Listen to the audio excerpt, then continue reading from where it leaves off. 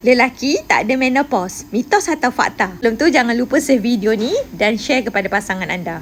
Kalau wanita ada simptom mati putih, masa bersama kurang air, itu antara tanda-tanda putus haid. Tapi lelaki pun sebenarnya semakin menginjak usia, kuantiti air dia akan semakin berkurang. Kenapa? Sebab kelenjar prostat akan mengecut, atrofi dan juga seminal vesicle iaitu tempat tampung air itu makin berkurangan dan makin mengecut, menyebabkan pengumpulan air lelaki itu semakin berkurang.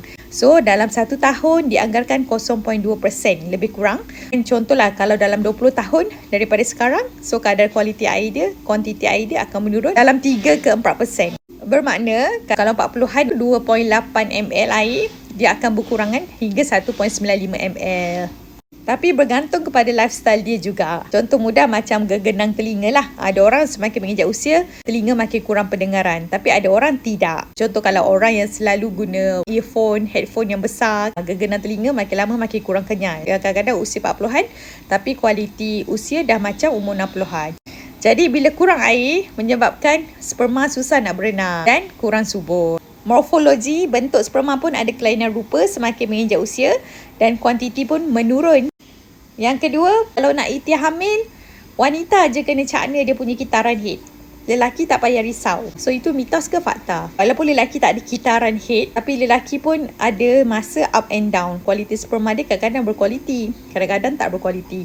Adalah kata time anda bersama tu, tiba-tiba suami pula demam. Ataupun pada bulan ketiga nak ikhtiar hamil tu, suami pula tak sihat, kena COVID. Jadi kualiti sperma dia terjejaslah pada bulan tersebut. So, walaupun isteri berusaha macam mana nak ada waktu subur, tiba-tiba sperma suami pula tak sihat. Jadi kalau nak ikhtiar hamil, bukan isteri sahaja yang kena jaga kitaran haid. Lelaki pun sama, kena jaga kualiti sperma dia supaya DNA sperma tu tak termutasi. Yang ketiga, jangan kerap bersama, nanti sperma cacat. Mitos ke fakta? Sebenarnya lelaki boleh je nak bersama dengan isteri setiap hari ataupun 1 minggu 2 ke 3 kali.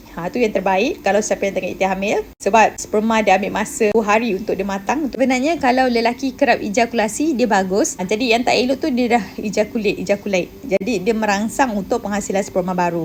Tapi tidak disarankan untuk berlebihan. Contohnya macam onani. Dalam 1 hari 4 kali onani. Tu tidak disarankan. Sebab dia akan paksa untuk penghasilan sperma baru dan sperma anda jadi perang matang. Dikhawatiri mengganggulah untuk penghasilan sperma seterusnya dan menyukarkan untuk hamil. Sebab wanita ketika dia betul-betul subur, dia perlukan sperma yang berkualiti, bergerak laju. Kelajuan sperma biasa 16 km sejam. Okey, dapat sesuatu? Untuk saya akan pergi interview visa. Doakan semoga visa saya cepat sampai.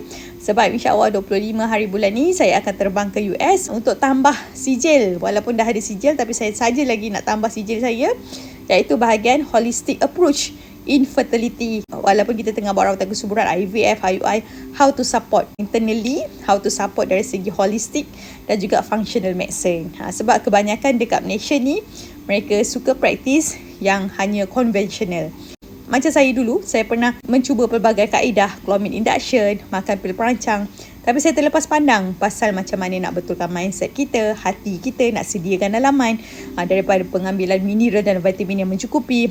Jadi menyebabkan saya rasa macam ujian yang Allah bagi tu, menyebabkan saya terus rasa nak masih belajar, sama belajar. So hopefully dengan ilmu-ilmu baru yang saya dapat nanti, saya akan share dan anda terus applykan daripada rumah.